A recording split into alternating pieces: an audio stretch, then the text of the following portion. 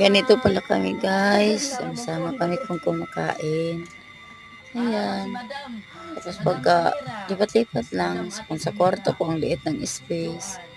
Tapos ngayon doon naman sa kabila. Ganyan lang.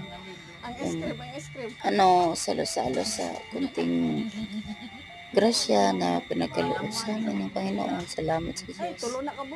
Ayun, masaya kaming nagsasabay-sabay. Kahit na minsan lang. Pero at least, yan, ma-okay na.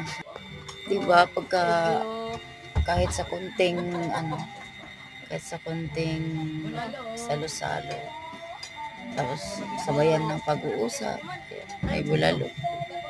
Mayroong piniritong pakpak ng manok. Mayroong chips.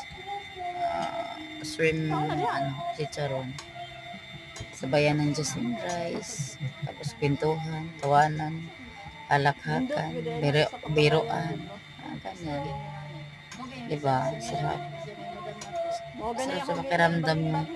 Sama-sama ba ganito, nagbubuo. Tapos wala kayong sa isa't isa. Walang samaan ng loob. Walang,